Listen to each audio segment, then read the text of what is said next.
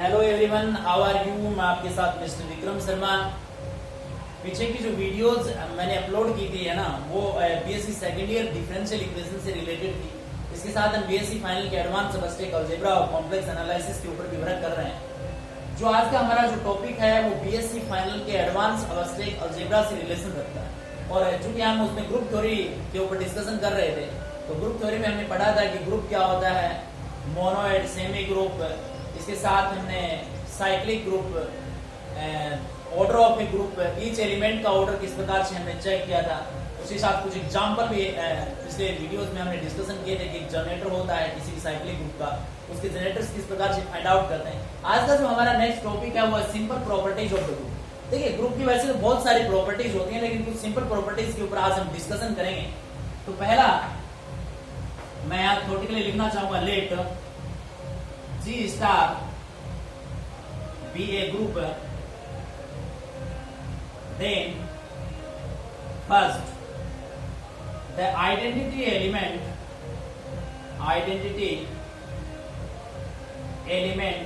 is unique. Second आपके पास the inverse of each element is unique.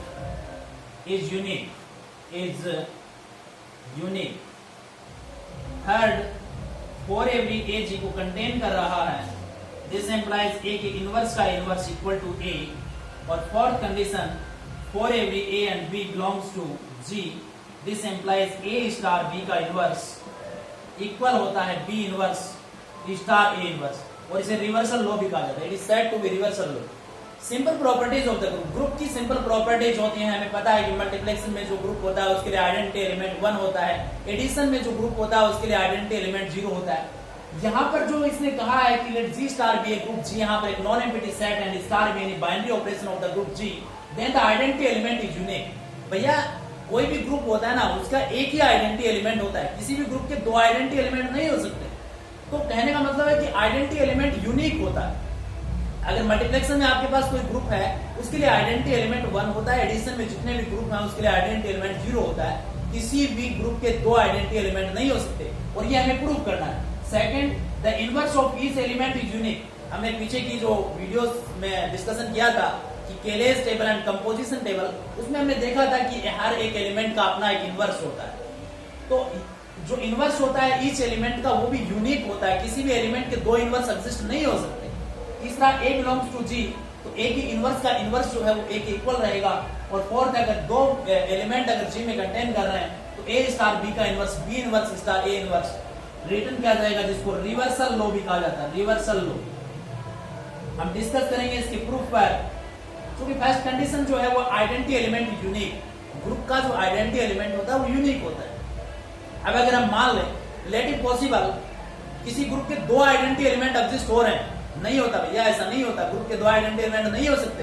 लेकिन let it possible, अगर ये possible हो रहा है तो हम एज्यूम कर लेते हैं कि ई और ई डेज, ई चूंकि ई से हम आइडेंटिटी एलिमेंट को डिनोट करते हैं, ई और ई डेज जो हैं वो दो आइडेंटिटी एलिमेंट हैं जी के, जी ग्रुप के। और अगर इसका कॉन्ट्राडिक्शन हम लेकर के आ जाते हैं तो हम कह देंगे कि किसी ग्रुप का आइडेंटिटी एलिमेंट यूनिक होता है।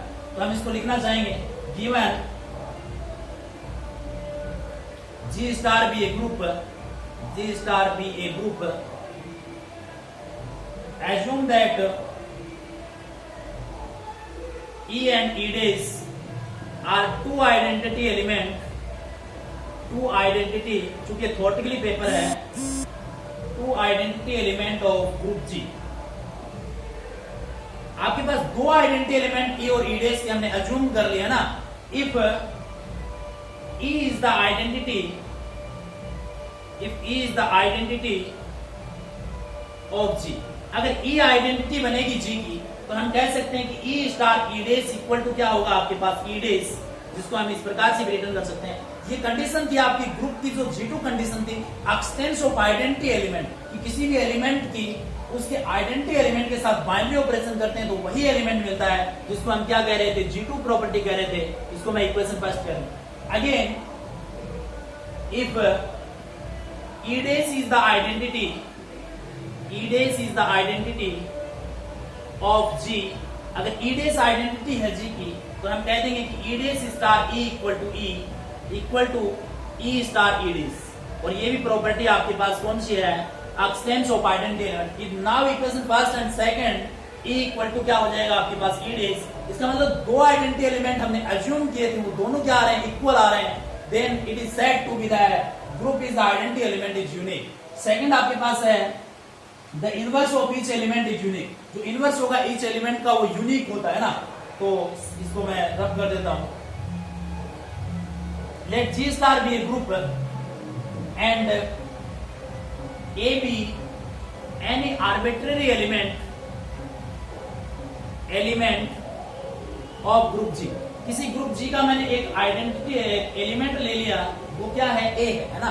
अब ये कह रहा है कि उसका जो इनवर्स एलिमेंट होता है वो भी यूनिक होता है। हाँ भैया, अगर ए आपके पास कोई आर्बिट्ररी एलिमेंट है तो उसका एक ही इनवर्स होगा, मतलब ए इनवर्स होगा। लेकिन मैं एज्यूम कर लूं कि इसके दो इनवर्स एग्जिस्ट हो रहे हैं, बी और सी। बी और सी दो इनवर्स एग्जिस्ट नहीं हो सकते, लेकिन पॉसिबल अगर हो रहा है ऐसा, let if possible b and c are two inverse element of a. दो इनवर्स एलिमेंट है किसके, ए के, है ना। तो अगर ये बी भी ए का इनवर्स एलिमेंट बन रहा है और सी भी ए का इनवर्स एलिमेंट बन रहा है, तो ग्रुप की जो कंडीशन थी आपके पास G3 condition, existence of inverse element, then using by the existence of inverse element condition, before that A star B equal to identity element equal to B star A and A star C equal to identity element C star A। कैसे कह दिया भैया, G3 condition है कि अगर किसी element की उसके इनवर्स एलिमेंट के साथ आप बाइनरी ऑपरेशन करते हो तो आपको आइडेंटिटी एलिमेंट मिलता है। यहाँ पर बी भी इसका एक इनवर्स एलिमेंट हम लेकर के चल रहे हैं और सी भी इसका क्या लेके चल रहे हैं, इनवर्स एलिमेंट लेके चल रहे हैं। और अगर इनका आपस में बाइनरी ऑपरेशन हम लगाते हैं तो हमें क्या मिलता है, आइडेंटिटी एलिमेंट मिलता है। ये कंडीशन थी एक्सटेंस ऑफ आइडेंटिटी एलिमेंट की। हमें यहां से मैं अगर इस तरह से लिख दूं, now B equal to b star e, तो ये गलत होगा क्या, गलत नहीं होगा। किसी भी एलिमेंट की उसके आइडेंटिटी एलिमेंट के साथ हम बाइनरी ऑपरेशन करते हैं तो वही एलिमेंट मिलता है, इक्वल टू बी स्टार ई। और यहाँ पर ई की वैल्यू को मैं अज्यूम कर दूं कि ए स्टार सी है। चूंकि ग्रुप जो है वो associative property can be satisfied, this implies b star a star c. और चूंकि बी स्टार ए की जो वैल्यूज हमारे पास है वो ई है, तो ई स्टार सी। और किसी एलिमेंट की उसके आइडेंटिटी एलिमेंट के साथ बाइनरी ऑपरेशन करते हैं तो वही एलिमेंट मिलता है, this implies b equal to c. तो यहां से हमारे पास दोनों इनवर्स एलिमेंट इक्वल आ गए। तो हम कह सकते हैं कि किसी भी जो आपके पास एलिमेंट होता है उसका जो इनवर्स एलिमेंट वो यूनिक होता है, the inverse of each element is unique. Third condition आपके पास है कि अगर ए जी में बिलोंग कर रहा है तो ए की इनवर्स का इनवर्स जो है वो ए के इक्वल होता है। अगर आपके पास, और यहां से एक मोस्ट इंपोर्टेंट बात भी निकल के आएगी, देखना, फॉर एवरी ए अगर जी में बिलोंग कर रहा है, दिस एम्प्लाइज ए का इनवर्स भी जी में होता है ना। अगर एक एलिमेंट ग्रुप जी में जा रहा है तो उसका इनवर्स एलिमेंट भी ग्रुप में एग्जिस्ट करेगा। इसके ऊपर हम आगे डिस्कशन करेंगे नेक्स्ट फोरम में आपके पास कि ए इनवर्स भी जी में बिलोंग करेगा। और अगर मैं किसी एलिमेंट की उसके इनवर्स एलिमेंट के साथ बाइनरी ऑपरेशन करूं तो आइडेंटिटी एलिमेंट आएगा equal to A inverse star A. Equation first taking, अगर मैं प्री ऑपरेशन ले लूं यहां से ए इनवर्स के साथ, टेकिंग प्री ऑपरेशन ए के इनवर्स के साथ, देन ए का inverse star a inverse star a. और चूंकि यहां पर होगा ए के इनवर्स का इनवर्स स्टार ई, है ना, इसके साथ मैंने बाइनरी ऑपरेशन ले लिया। यहां से एसोसिएटिव प्रॉपर्टी सेटिस्फाई होती है ग्रुप में, दिस एम्प्लाइज ए के इनवर्स का इनवर्स स्टार ए का inverse star A equal to, आप किसी भी एलिमेंट की उसके आइडेंटिटी एलिमेंट के साथ बाइनरी ऑपरेशन करते हो वही एलिमेंट आता है। यहां से आपके पास inverse existence of inverse element की कंडीशन आ रही है, दिस एम्प्लाइज अगर किसी एलिमेंट की उसके इनवर्स एलिमेंट के साथ बाइनरी ऑपरेशन करें वही एलिमेंट आता है, this implies a inverse star A equal to a के इनवर्स का इनवर्स।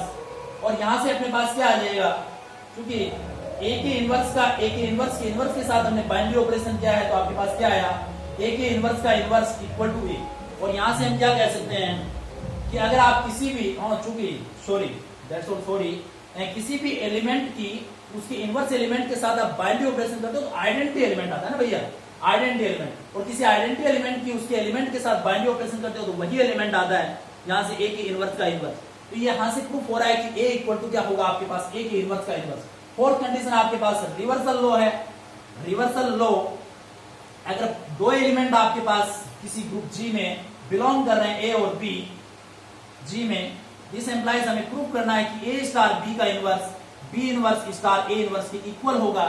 अब देखो यहाँ पर प्रूफ क्या करना है, क्योंकि a स्टार b का इनवर्स जो है वो b inverse star a inverse के इक्वल होना चाहिए। इसका मतलब ये इसका क्या बन रहा है भैया, इनवर्स बन रहा है। और इनवर्स बन रहा है तो मैं कह सकता हूं कि अगर a ग्रुप G में है, दिस एम्प्लाइज a इनवर्स भी G में होगा,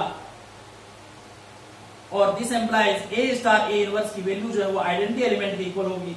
b अगर ग्रुप G में है, b इनवर्स भी G में होगा, और b स्टार b का इनवर्स जो है वो भी आइडेंटिटी एलिमेंट के इक्वल होगा ना। जहां से हमें क्या प्रूव करना है कि a स्टार b का इनवर्स ही आ गया। इसका मतलब इसका अगर हम बाइनरी ऑपरेशन ले लें b inverse star a inverse के साथ, a स्टार b का बाइनरी ऑपरेशन ले लूं b inverse star a inverse के साथ, तो आइडेंटिटी एलिमेंट अगर हमें मिल जाए तो हम कह देंगे कि इसका क्या बन रहा है, इनवर्स बन रहा है। देखो सिंपल सी बात है, a equal to a inverse. अगर इस तरह से आपके पास है, इसका मतलब a का इनवर्स है ना, वो क्या है, a इनवर्स है। तो कब हुआ ये, जब a star a inverse equal to identity element रहा होगा तभी तो इनवर्स बना। तो यहां से a star b star b inverse star a inverse, और चूंकि एसोसिएटिव प्रॉपर्टी भी सेटिस्फाई हो रही है, तो a स्टार यहां से b star b inverse star a inverse, और किसी एलिमेंट के उसके आइडेंटिटी एलिमेंट के साथ, इनवर्स एलिमेंट के साथ बाइनरी ऑपरेशन करें, आइडेंटिटी एलिमेंट होगा, दिस एम्प्लाइज a इनवर्स, और यहां से होगा आपके पास a star a inverse equal to e। This implies हम कह सकते हैं कि a स्टार b का जो इनवर्स है वो किसके इक्वल रहा होगा, b inverse star a inverse के। तो यहां से प्रूफ हो रही है। इसके बाद नेक्स्ट टॉपिक हमारा है कैंसलेशन लॉ, और इंपॉर्टेंट टॉपिक है क्योंकि काफी जो आगे नेक्स्ट थ्योरम्स हम पढ़ेंगे नेक्स्ट वीडियोस में, उसमें काफी काम आने वाला है। Cancellation law, cancellation law, cancellation दो लॉ जो होते हैं टू टाइप्स के होते हैं। लेफ्ट कैंसलेशन लॉ होता है, राइट कैंसलेशन लॉ होता है। लेफ्ट कैंसलेशन लॉ, अगर आपके पास for every x and y G में है, या इसको मैं इस तरह से रिटर्न कर दूं, a star x equal to a star y, this implies x equal to y for every x y G में बिलोंग करते हैं। और राइट कैंसलेशन लॉ होता है आपके पास x star a equal to x star y, this implies x star a y star a y star a, this implies x equal to y for every x y belong करते हैं G में।